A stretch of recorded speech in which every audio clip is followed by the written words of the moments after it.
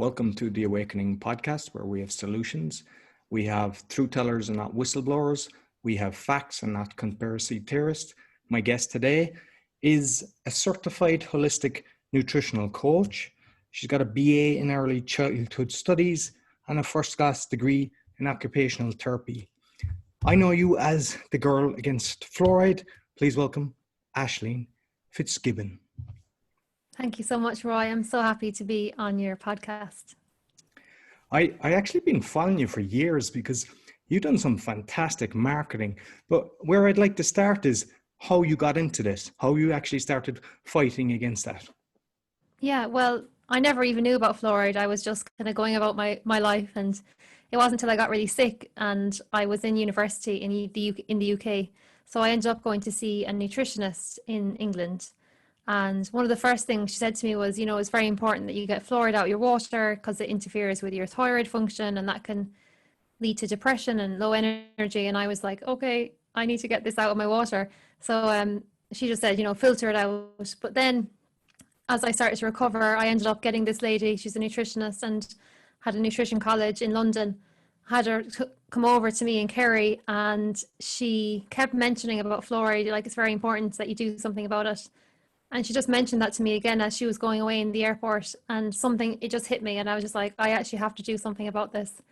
And that was back in 2011, and I didn't have a clue. I was thinking, do I have to get like a t-shirt printed, or, you know, I was like, where do I begin? Because it just felt like so, you know, outside of anything I had ever experienced. I'd never been involved in campaigning before that. So yeah, but it was just like this massive desire.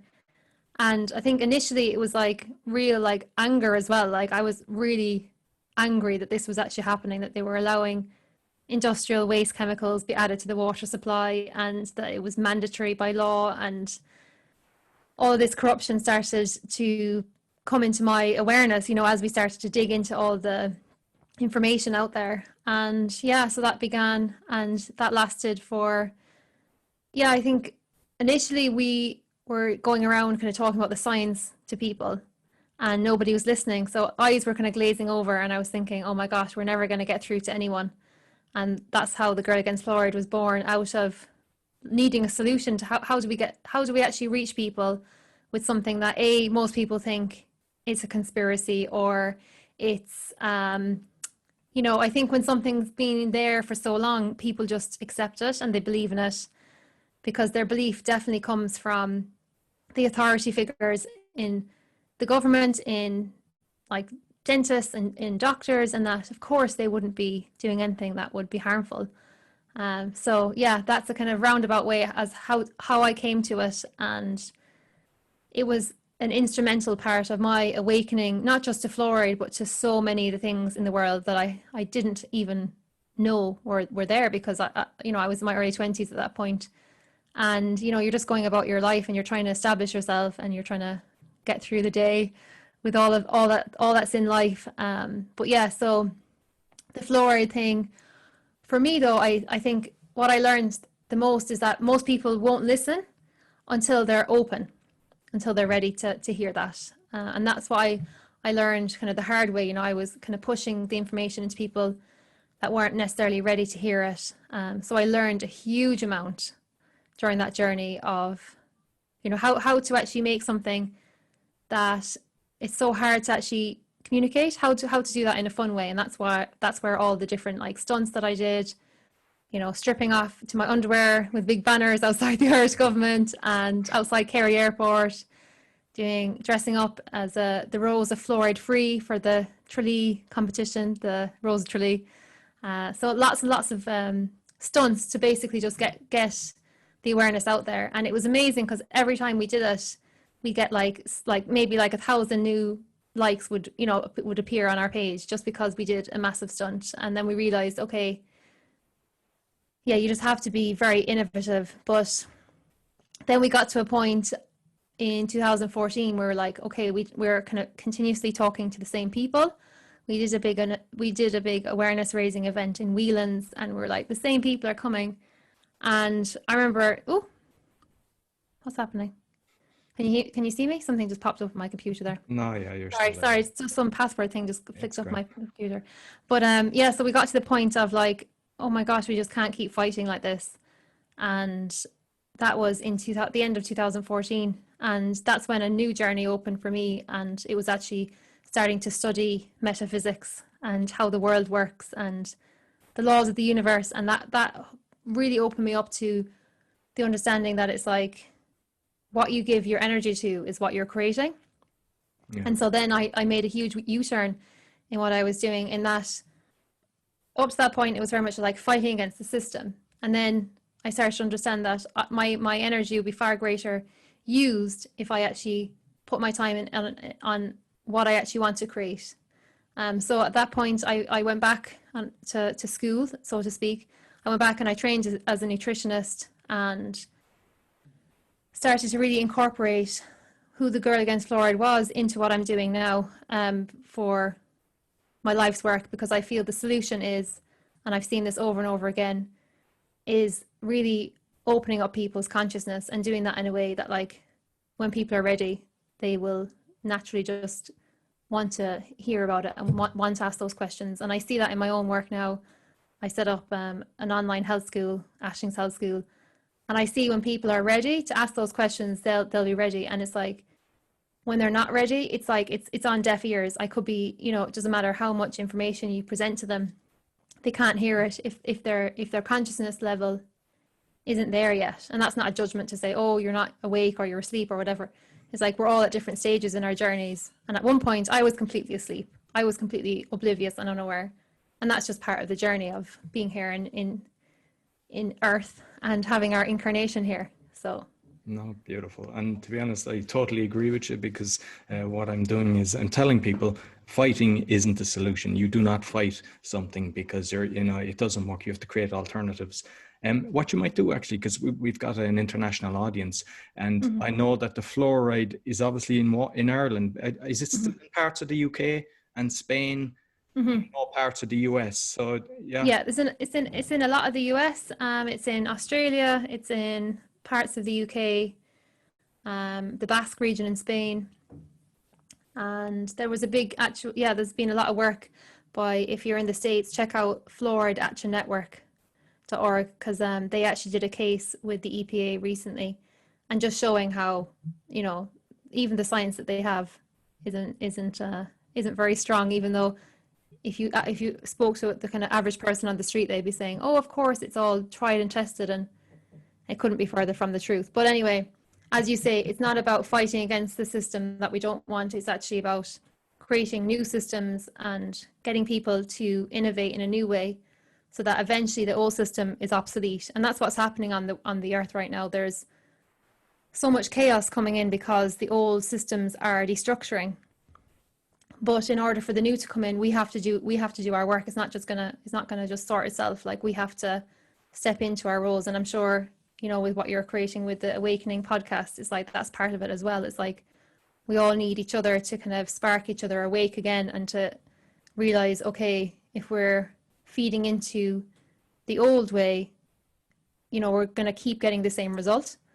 But if we actually change our whole way of being and see this as an invitation to change as well, I think like what's happening with the coronavirus is really showing us like that we have veered so far away from nature, even to the point that like we can't even recognize that like our water has all these chemicals and we're drinking it. It's like we can't even feel that connection to our bodies. So I think there's a lot of work to be done, but it's to be done in a way that is, as you say, like focusing on the solutions. And that can be scary for people, because that means you have to take responsibility for yourself and your life and what you're creating.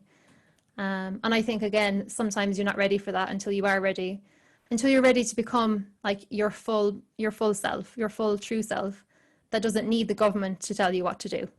No, exactly. No, you have your own thoughts, and I think a lot of people are after waking up at what's after happening. They realize they've been hoodwinked for years, and now they're kind of, they're kind of being conscious of what's going on. Just getting onto the fluoride, like a lot of people, they probably don't even realize it's in the majority of toothpastes. You might actually tell, bar the thyroid, what other things it does to people, because people are unaware of actually the dangers of what it actually does to your body. Yeah, well, it's, the fluoride really interferes with, again, what I was saying, iodine. So iodine, it depletes iodine in the body. And iodine is needed for your thyroid, but it's also needed for your brain. So you have a thing called the blood-brain barrier, which is this barrier that is there to protect you from environmental toxins. But if you have deficiency in iodine, it's not going to be as strong and intact. So again, things like degenerative conditions like with dementia and Alzheimer's. Recently, actually, a study was published in the British Journal of Psychiatry linking fluoride and aluminium consumption to higher rates of dementia. So again, like that whole link of like the blood-brain barrier not being intact and bringing aluminium into the brain. And yeah, so it's something that we definitely don't want to be brushing into our gums and consuming, day after day, week after week. There are so many alternatives for keeping your teeth healthy and using fluoride-free toothpaste. There is beautiful companies now creating like remineralizing toothpaste using like all organic minerals and like, coconut oil and things like that. So for those who are listening, I would say that's a good easy step, is if you are using fluoridated toothpaste, just to take that step to get rid of it and to start getting a good fluoride-free toothpaste, or look out for remineralizing toothpaste, which will have all natural minerals and will actually help your teeth to strengthen, as opposed to using fluoride actually helps to really harden the teeth. So then it's easier for your teeth to actually create cavities. But anyway, they tell you that it's there for your teeth, but Yeah, I the was whole thing is checking that water.ie is saying it's to prevent cavities, and yeah, it couldn't be further from the truth. yeah, exactly. Yeah. But again, it's like all these things, it's kind of like in the, I'm not sure if you know these terms like duality, like in the world of duality, it's like, say, what is health is actually the opposite. It's like, what is, at the moment, like the health service isn't a health service. It's like, it's a sickness management system. It's like we have everything kind of backwards. So now it's kind of like, as you start to wake up, you start to see through the illusions and you start to kind of go, oh my gosh, that's not real. There's so many things that start to dissolve for you, but that's part of the journey of coming out of the old dream of separation and actually reconnecting to your own self, kind of like Alice in Wonderland. Yeah. Like, I loved your marketing, because I've seen a few of the videos and I watched some of the stuff. Like, there was one picture of you and you've got your pink, because you were wearing the pink was kind of your color, and you see about 10, we call them Gardaí, they're the police, and they're all standing behind you and they're all kind of looking down to the ground. And you had another one that was about 8 of you walking through I think, was it Dublin that you were and like, how did you find doing that, getting people to come on board? Did it actually help? I know that you're after making a kind of shift now, and I see what you're doing, but this is kind of more for people that are trying to get people to come on board when they have an issue like that. Yeah, so I think, it definitely helped. I think because it's such a heavy issue, and that's for anyone who's like looking at heavy issues that are out there in the world and they're kind of wanting to get involved, I would say it's about like making it fun and just putting in lots of creativity. And obviously there's no kind of one size way to do that. It's like, it's finding like what makes you feel inspired and what makes you feel like, because I think people love when things are fun and vibrant and kind of like, as you say, solutions orientated. So we did lots of,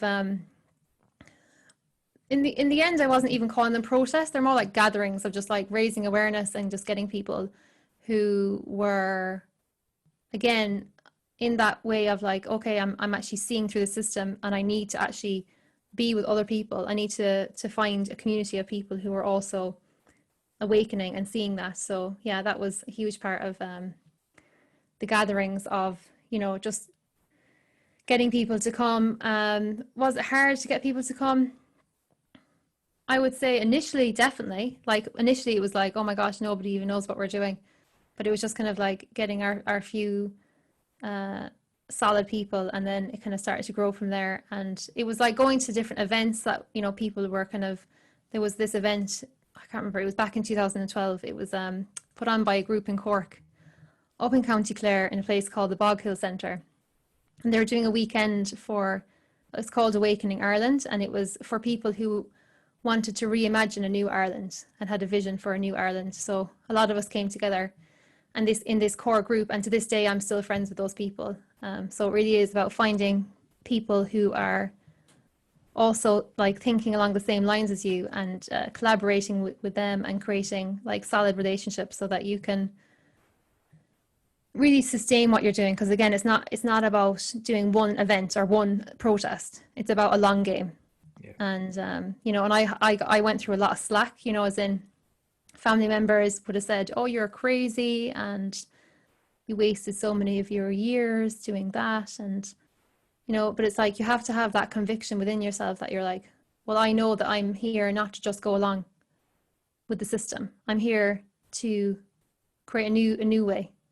And you have to like build so much self-belief and self-trust and self-care so that you actually can do that and step forward in a way that is going to scare the living, you know, everything out of you, because it's going to be so frightening to put your neck on the line. But I think for me, it was like, I remember, have you heard of, you know, you've seen Star Wars? Yeah. Have you watched any of the Star Wars? One of the recent ones, I can't remember, in the recent years anyway, they had them, one of the scenes on Skellig Michael in Kerry. Anyway, Skellig Michael is this very powerful place and really high energy there. So we went out there, and I just stood there and I set my intention to the universe, and I said, I am an open channel for whatever wants to come through me for the fluoride, for the highest good. Whatever wants to come through me, I am open to letting that come through, and I will follow whatever wants to come in. And like almost instantly, like stuff just started to come about so quickly. So it is about also tapping into like the powers of yourself and the universe, but not overriding things with your own personal will is a huge thing. Because you might have your own timeline in your head, like I did. I want this out now. I want this all done. But like life has a different way of doing things, and there's a timing mechanism behind all of these things. It's like, you know, all these issues that are coming up have the purpose of awakening people, and we all awaken at different stages. So it's like just to trust in that timeline, even though you want everything to be fixed maybe today or yesterday. So that would be a huge advice of mine if somebody is taking up this mantle in whatever area that they're looking at. It's just really aligning with the highest good, because that's a really powerful force. There's so much evil and so much distortion out there that it's very important that you keep yourself in a good frequency with what you're doing. Yeah. Absolutely. And I think like what you're saying is ideal, in surrounding yourself with the right people as well, because you can, when you start taking off the layers, you can get depressed by actually spending too much time looking at the bad that's going on, instead of actually creating what you're doing. And just, don't put a time limit, just say it will happen when it happens, and just move forward. And you'll see that you'll start making changes to people. They'll see what you're doing, and you just more and more, like you've probably noticed it compared to 2012 to the last year, the amount of people that are awake now as opposed to before. It's unbelievable, the shift that's happening. Huge. And that's the thing. And, you know, the whole, like, what's the solution? It's about, as you change your consciousness and as you express that out to the world, that changes everything. So the change definitely comes from outer action, but I think that has to be grounded in the inner change within your own self. And as you say, like surrounding yourself with the right people and calling in that support. And even if for a period of time you have to be a bit isolated, that's sometimes part of the journey as well. You might have to break away from old friends and old, you know, like for example, you know, I stopped kind of being in the drinking culture and all these kind of things. You know, I just started moving away from things that didn't serve me anymore, and opening the space to be, just, you know, because for me, my message was all about health and, you know, pure water. And in order for me to bring that message about, I felt like I have to live that as well. Like I have to embody that myself. So it really is like an invitation for us as well to take that responsibility for what it is, the message that we want to share, that we live it. So we're not just trying to point at the outside world to change, that it's like change always has to be grounded in what's happening within ourselves, because we are powerful co-creators and we have been programmed to believe that we're not, that we're powerless. And you know, we're being distracted by so many different things at the moment, and so it takes a huge amount of discipline to be able to like focus your own self and not get trapped by the many distractions that are out there, because like there's so much going on that you can just lose the run of yourself. And I did for a long time, falling down so many rabbit holes and just, you know, spending a lot of time just getting really angry. And but it was all part of it, because you know sometimes that is fuel, but it's just to say that it's like there's another stage that you're to move on. You know, there's another level that you kind of get to the point of like, okay, I see all the shit, I see all the problems, what am I going to do about it? And also it's like, you're not here to personally fix everything. You can't fix everything.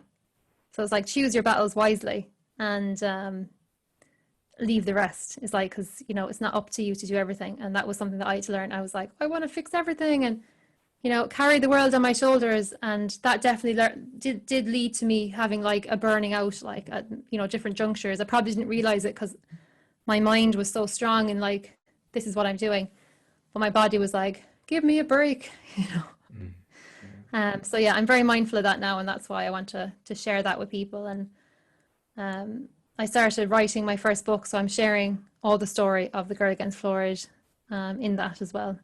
And I hope to pass that on, you know, pass on the mantle to other people, that they feel brave. Oops, I'll just read you that now, one sec.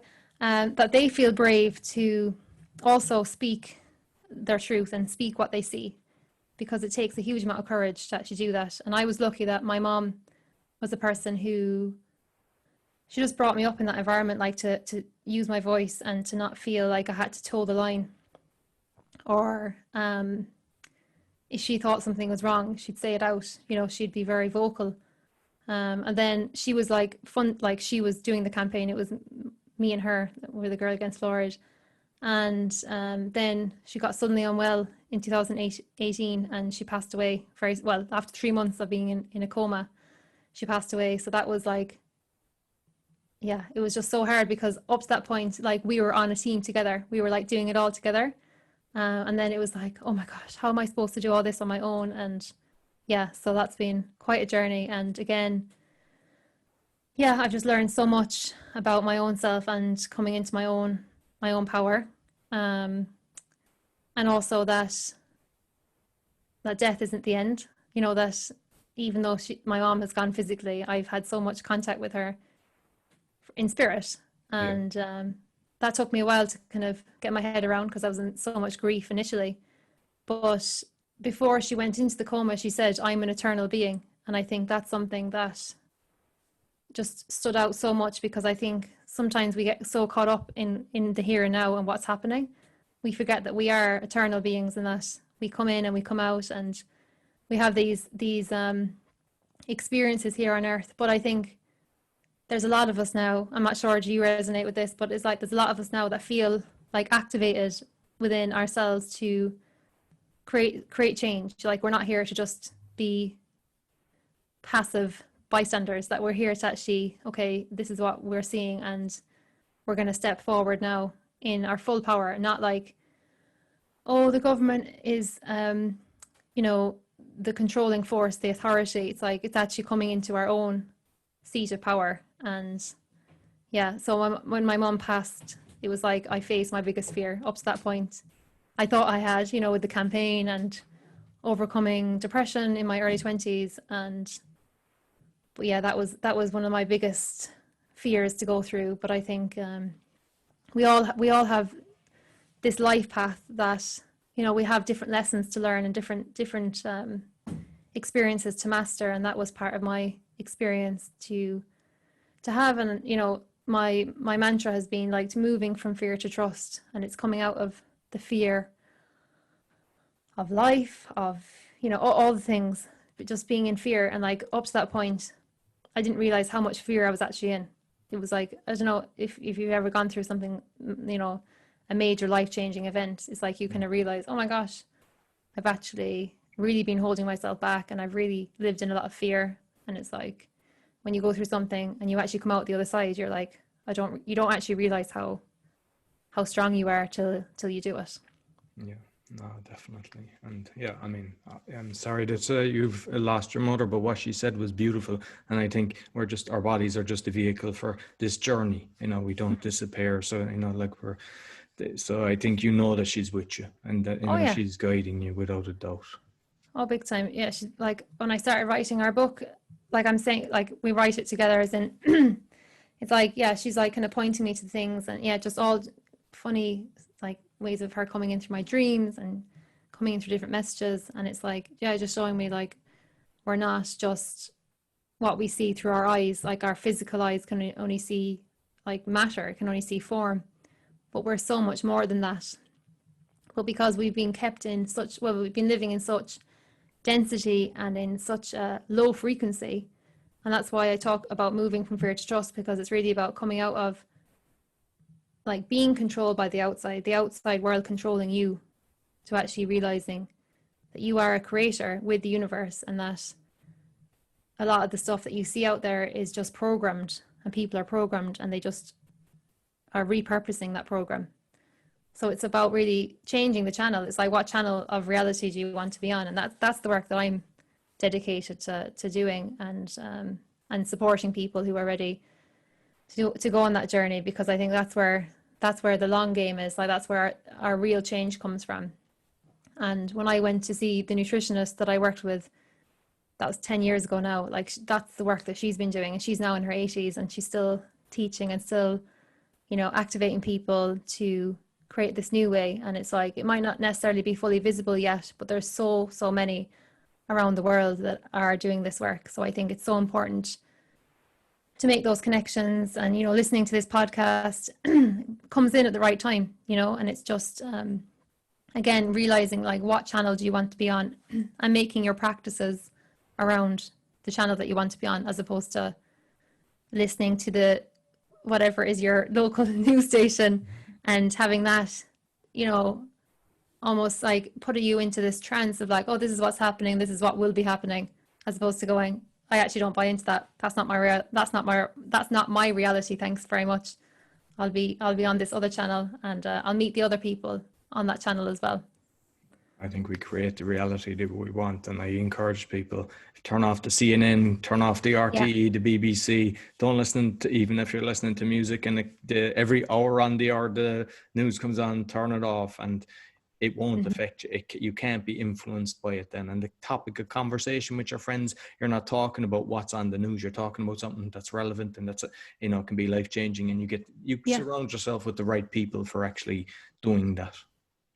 Oh yeah, and I've opened the space for so many amazing friendships, like over the past 10 years, that people that are like in Kerry, I'm in Kerry. So, you know, people that I would have never realized even existed. Like, oh my gosh, can I be this, I don't know, like out there with this person? Yes, you can. You know, there's so many people that are like completely tuned in and open, and have switched off the news, and aren't buying into that fear story, which I think is really flaring up right now with what's happening. You know, like this year is just like, oh my gosh. Yeah. But it's necessary, because for the old to be sorted, and it has to destructure. So it has to flare up into chaos before something new will be reborn and be restructured. But not from before the calm. It is, yeah. It is this massive storm. But I think it's just maintaining your own center, and it's like not letting the outside chaos pull you out. It's like being the eye of the storm, isn't it? It's like being in the center of it, and knowing that you're the center of your influence, not the outside is influencing you and pulling you out into all these, you know, because it's like you can just see through it, and you just go, you know, I have a friend of mine, and he had like, you know, the whole thing with the masks. So he had, I'm not sure exactly the name of it now, but the actual legislation, there's like a section in the legislation that you're actually exempt from it for like certain reasons. So he just holds that with him and he just points to it. And you don't have to explain yourself. And they just go, thanks. I do the exact same thing here. What it is here is Yeah. it's about you've like asthma, you've health reasons, but it's through your doctor's recommendation, and you don't have to disclose what the doctor has said because of confidentiality. Oh, yeah. That's the loophole. So I just show them that you don't have to wear it either. Really? Sometimes in the supermarkets here, I'm the only one not wearing the mask, and I like. Yeah. Yeah, because I went to my local, it's not like, it hasn't come in fully here. Anyway, I know it's come in for public transport in Ireland, but not like in stores yet. But I was shopping there in a supermarket, and yeah, I was literally, I think me and maybe two other people were the only people not wearing masks. And I was kind of like walking in, kind of going, is anyone going to say anything to me now? You know, and I was just like, just keep going, keep walking. Your mom was like, oh, you know, wash your hands or whatever, or disinfect your hands. But yeah, I was like, I'm going to get that piece of paper now, because I was like, I'm even refusing to wash my hands. I said, I don't know what chemicals are in them. I said, I've got my own ways of cleaning my hands. And they step back, they're shocked, and then just let me go. And I must say that now. Yeah, because the stuff is all like there is a lot of toxic stuff in and people are like, I noticed it at the start because you had no choice, and my hands were actually, you know, getting all red and everything, and I was like, okay, stop this. And no, don't touch any of the liquids that you're supposed to put on your hands when you're going. You know what I think I'll do is actually bring my own like natural one, and just kind of go, look, I'll clean my own hands here. I have my own cleaner. Yeah. And just almost in front of people as well, because I think by you standing up as well, people are watching you like. Oh no, definitely. No. You know, they're kind of saying, what's this person doing? It's not like, oh, you're anyway. It's like they have this belief that like that's going to protect them from a virus, when a virus actually is formed within your own body. Exactly. You know, I don't know if you no, I've been looking at a lot of it, but I think people don't want to hear about it. They don't want to hear. No. Even the masks are actually doing more damage, because you're actually breathing in the carbon monoxide like that. You're not helping yourself. Or the carbon dioxide. So. You're actually you're lowering your immunity, because you're reducing the oxygen. And especially like a friend of mine, she's over in the States, and she was saying like people are working maybe 8 or 9 hour shifts, and they're wearing like they're not properly breathing for like 9 hours. She was saying, yeah, it's fine if somebody's walking out of a supermarket for like 20 minutes.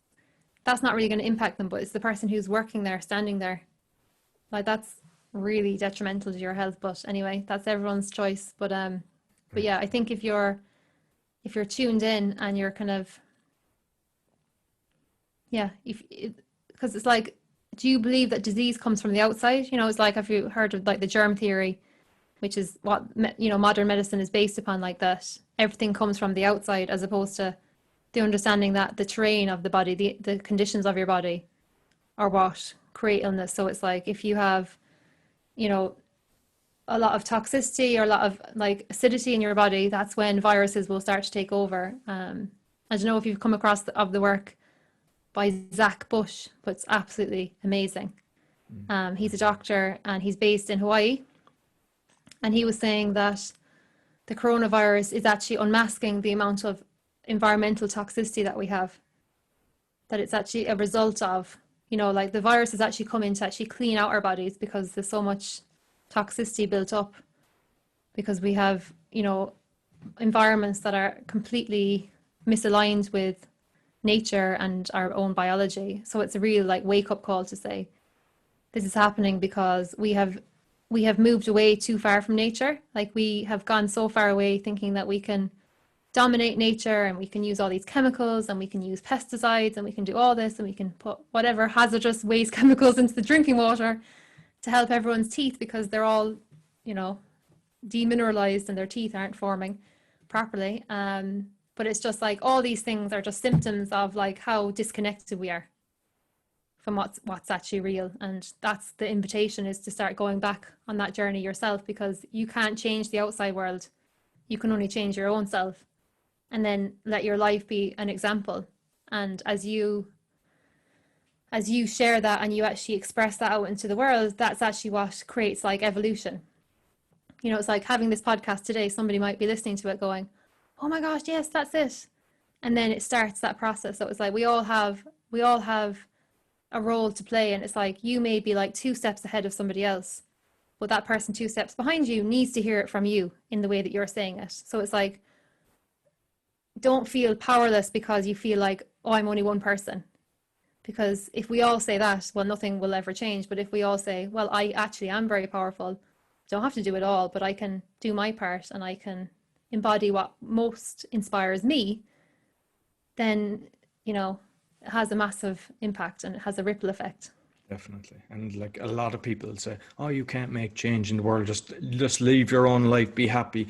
And the reality is, you know, that it's, if you do nothing and if you say nothing, it'll just get worse and you won't inspire anything. So by having one speech, I'm sure you have inspired a load of people because you got great press. And the amount of people that have started following you and just became conscious of that, like, you don't know how many people have saved their lives because of realizing how dangerous it was and making a change in just having better drinking water.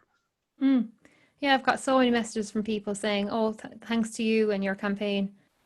You know, my family, we filter our water. We don't use fluoride toothpaste. You know, my kids, they've never had tap water.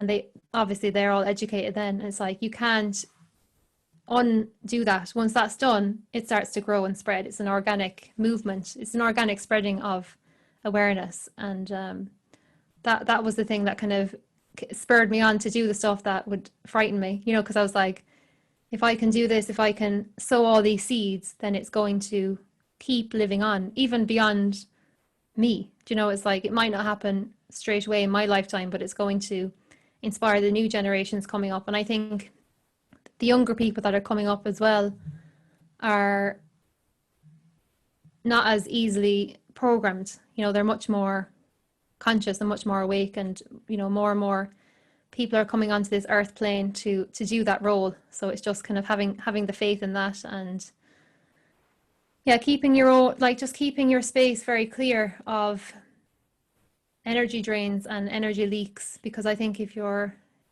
leaking all your energy and power out into the distortion of what's happening outside, you can feel like very exhausted. I don't know if that's ever happened to you, where you just feel like so drained by the whole thing, and it's just like, well, like I seen that you actually took a case to the court. I've had over 100 court cases, nothing that like taking the government to court, but you actually took a case against the government, yes? yeah. And I assume that took a lot of energy out of you, just that whole process.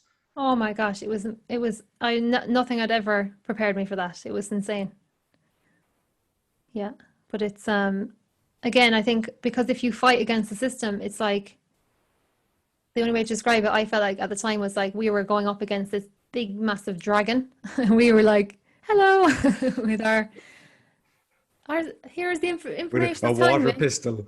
Yeah, like a water pistol saying, "Please stop, please stop, please stop poisoning us." And it's but the case that actually did go successfully has been it was by the Michael Connett of Fluoride Action Network, who we're good friends with over in the States, and they have been around for a long time, just documenting all the harm of fluoride, and just, you know, having a whole like database of all the information, all the different research that's come out over the years.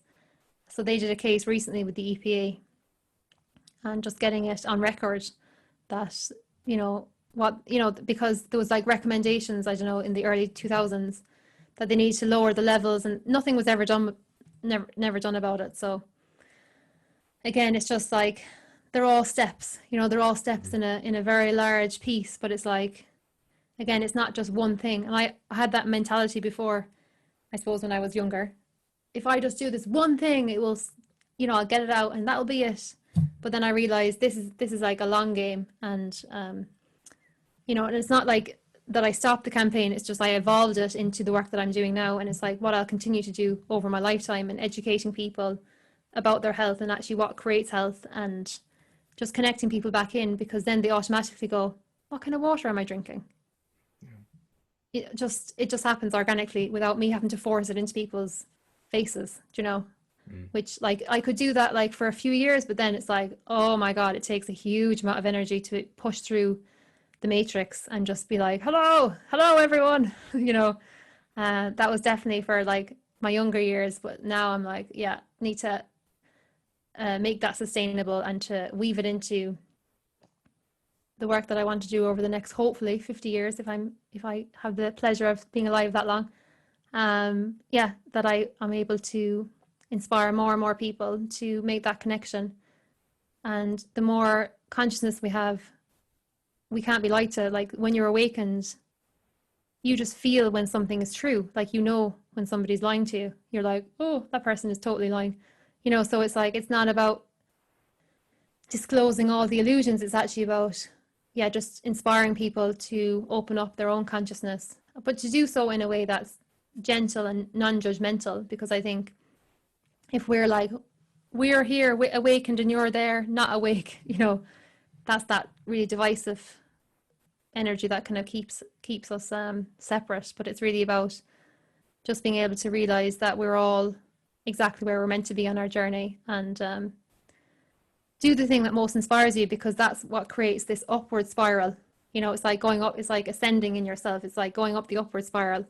Whereas if you're doing stuff and you're focusing on stuff that you hate and you don't like and it's disturbing, you go down the spiral.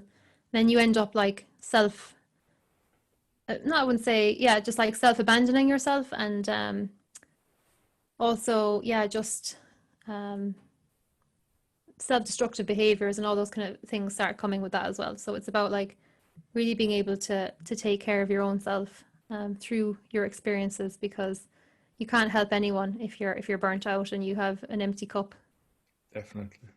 And I think by kind of the awakening process as well, because I know the courts are corrupt. Even in Ireland, I've had court cases in Ireland. So I know that even if you do get it to a court case, not just your situation, but other ones, that you're fighting, basically the government is in control of the court. So for those that don't know, most of the court systems around the world, the top judges changes when the government party changes. So that in itself confirms that it's corrupt. Why would you actually have to do that?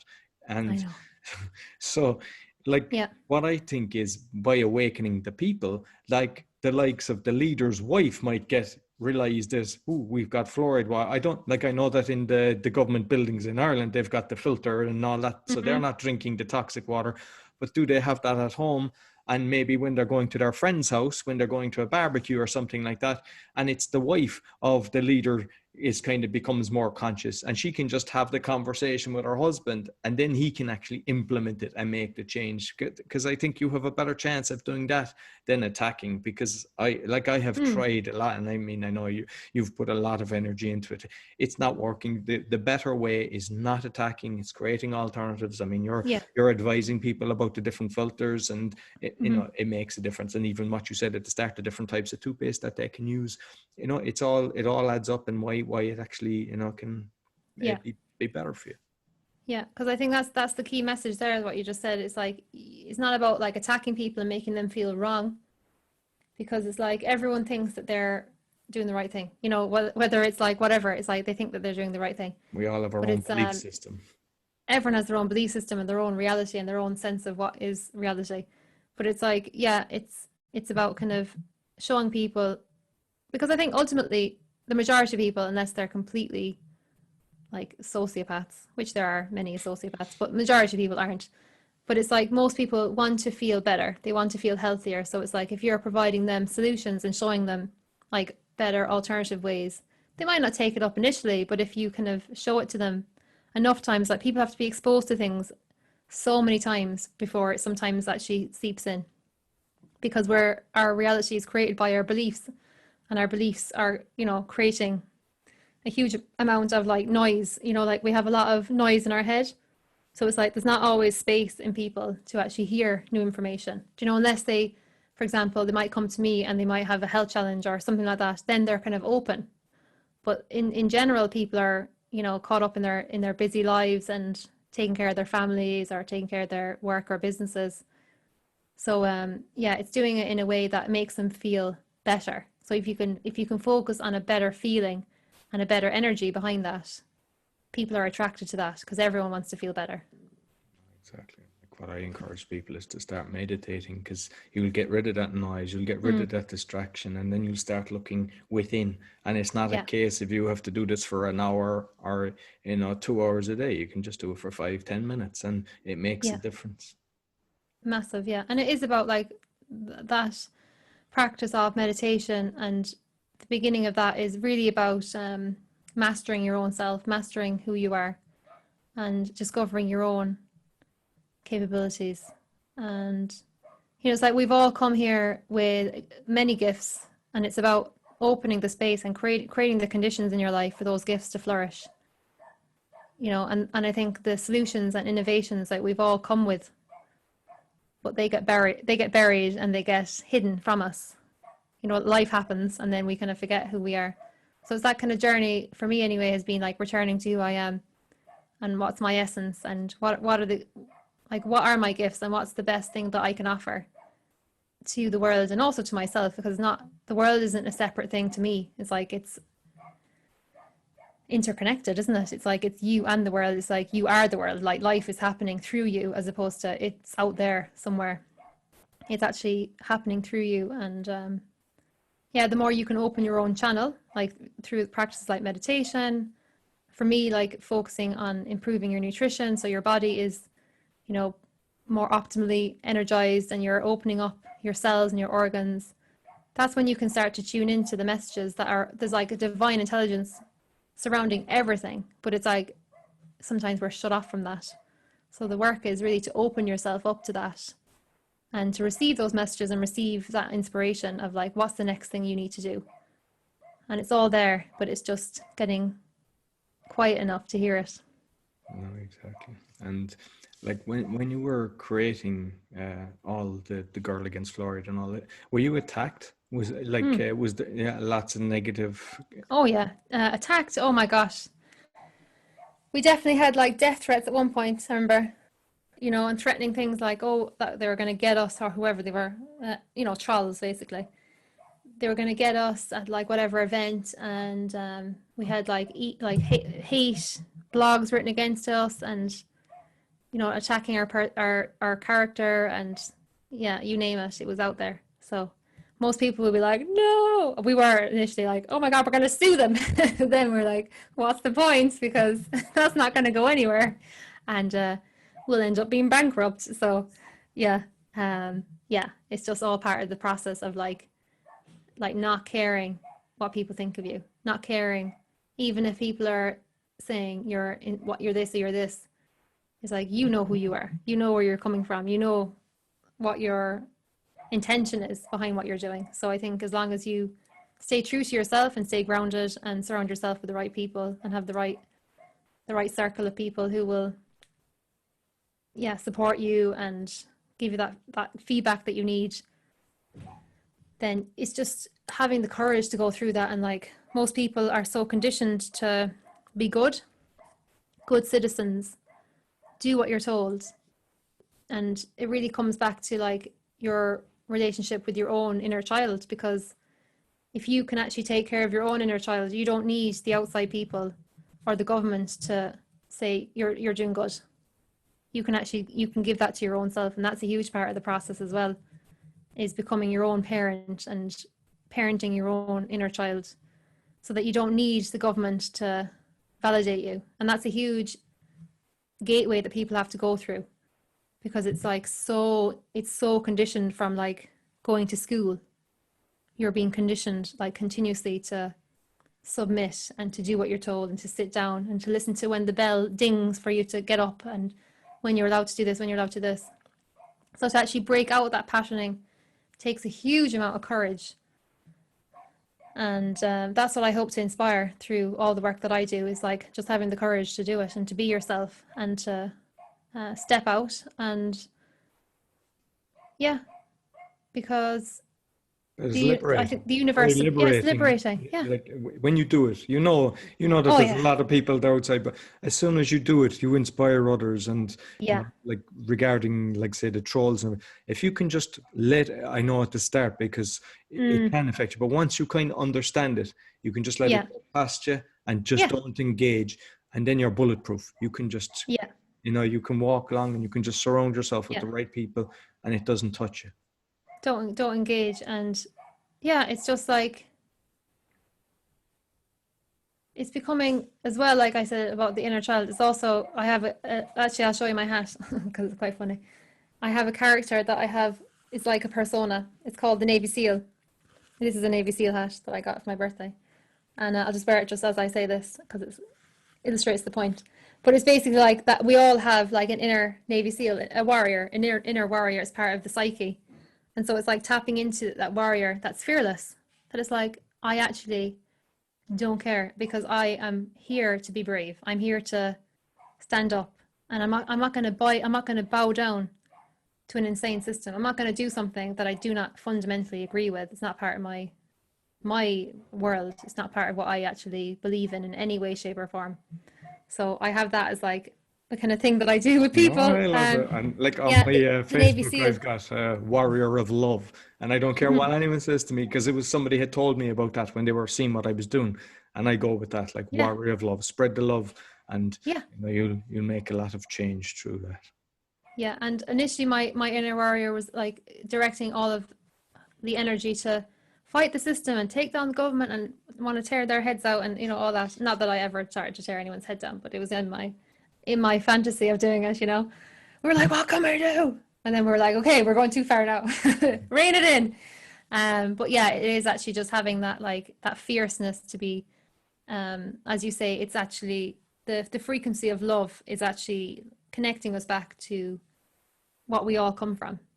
And it's like, as if we can actually go about our work through that way, that's where we have the most power and it's the most transformative. And also, it's not draining. You know, when you do something from love, it's actually like you're giving to the world, but it's also giving back to you. Like when you're doing it in a loving way, it's replenishing. Whereas when you're doing it through hate and through anger, it's like it just eventually wears you out if you're doing it through that way. It actually sucks your energy because you think it's the right way. You think you'll beat them through the courts and you think, oh, I will make change.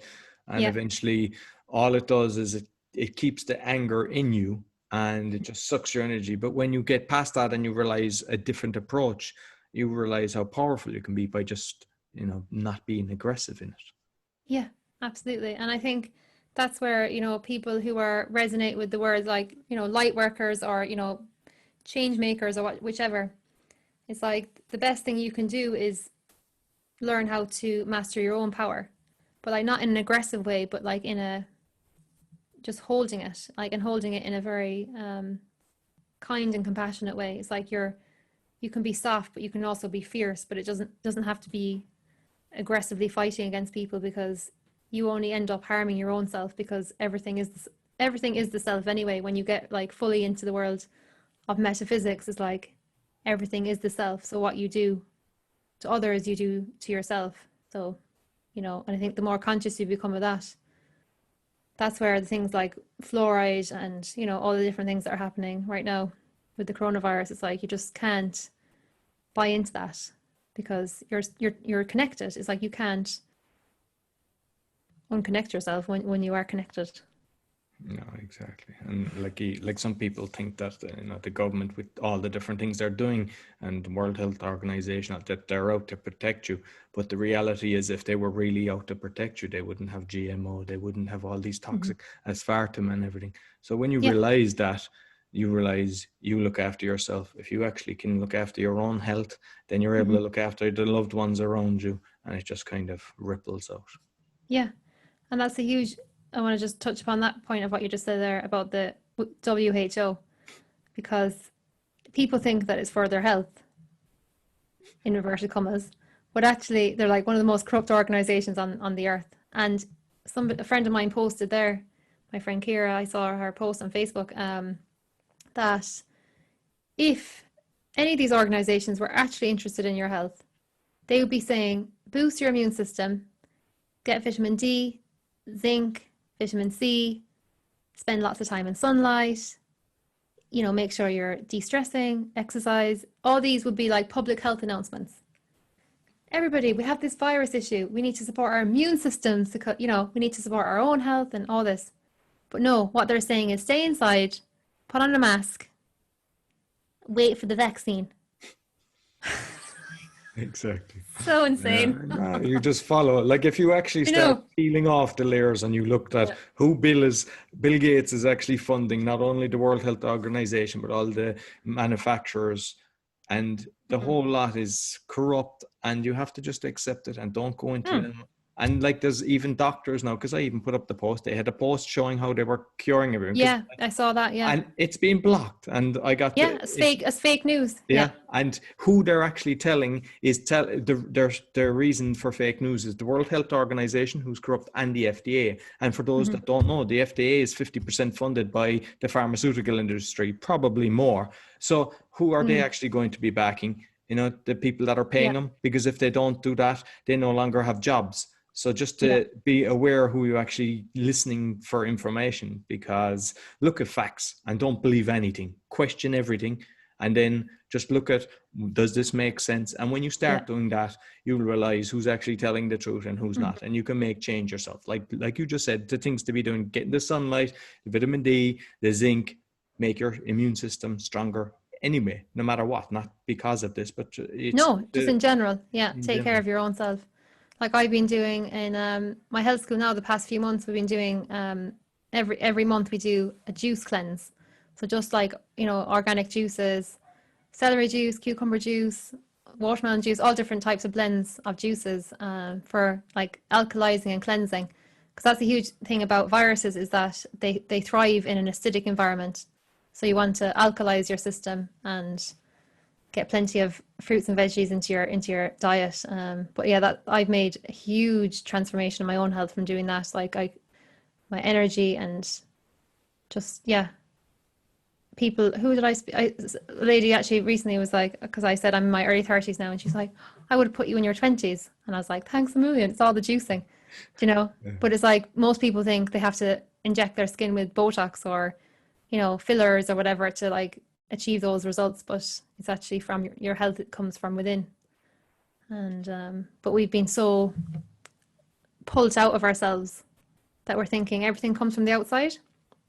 So it is about like taking space for your own self and connecting back. You know, like just for me, one of my most favorite practices is spending time in nature, swimming in the sea, even though it's really cold. The sea totally wakes you up and so invigorating. And I have 2 dogs, so we have to go out every day, maybe twice a day for a walk, because they go mad if you don't bring them out. And yeah, just unplugging as well from all the noise and, you know, tuning in, being aware, but not letting that like be the center stage. It's like actually connecting back to like what am I creating in my own life. And for me, like what I'm doing is I started creating a health school, and I started that 2 years ago, and this year now really gone much more into like, yeah, just this is what I'm doing. You know, it took me a few years to kind of get the hang of everything and just be like comfortable with putting myself out there. Because I found actually going out as the Girl Against Fluoride kind of easy, because it wasn't me, as in it wasn't Aisling. It was like I was playing this character and I was dressed up in these pink costumes. And so in a way it was almost like that was my, because I actually had an astrology reading towards the end of that time around 2014. And the astrologer said that in my chart, it was like there was different points where I was being activated to like wake up and to fight against the government and all these different things. But then there was a point where it was like, okay, you can't keep fighting against the government. You have to now bring people with you. You can't do this on your own. You have to now like figure out a way to like bring people with you. So that was the whole idea of what I'm creating with my health school, is actually creating a space and a community of people that are awakening and taking care of their health and tuning back into what's real and coming away from the programming and yeah, imagining a whole new way and living that. And like that's far more power in that than there is in me trying to fight the system, you know, because it's like the system is just perpetuating itself. You know, something new has to be created. It's like an old building. I don't like this old building. It's full of crap. It's full of rubble. It's full of this. It's full of this. It's like, just go over there and build the new one, you know? And then eventually people will be like, oh, this is way better. Oh my gosh, this makes way more sense, you know, to treat health naturally and to not have to use like a big long list of pharmaceuticals to maintain yourself, or, you know, like to actually reclaim yourself and to own your own health and own your own life and own your own power. Because that's what I think with health and fluoride, it's about us not being in our own power. And that's a symptom of that, you know, that we have been giving our power to an outside authority. And I don't know, have you come across the work of Kelly Brogan and her husband, Sayer G? They're based in the States, but they have a really good website called questioningthecovid.com. And it's all like health researchers, around the world questioning what's happening. But Kelly Brogan was saying that the relationship with the government is like that the government is the daddy, and people are in like a childlike state, even though they're adults. And so she talks about, again, like it's this whole journey of actually becoming your own adult self and not needing a dysfunctional parent, because that's what the relationship is with a dysfunctional parent. And we think that our safety and security comes from that, but actually we're being mistreated within that dynamic.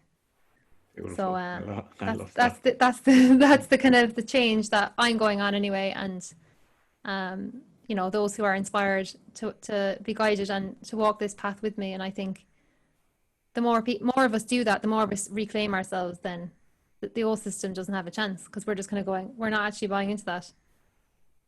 No, it's just not happening. And like the thing with that is when you actually have people come to your class, not only are they making a change their whole family and it spreads out, but sometimes you'll have an employer, because I've even seen it with some companies, and they start doing it inside the company. And when you get an employer that's actually doing it, then it can reach, hundreds or thousands. Oh yeah. Because of they're becoming conscious of what, how important food nutrition is. Yeah. Yeah, exactly. It's about shifting cultures, shifting ways of operating, and yeah, as you say, that can impact thousands and thousands of people. And but it's about it's like there's always a new level of getting to, like, are you going to be brave to say this?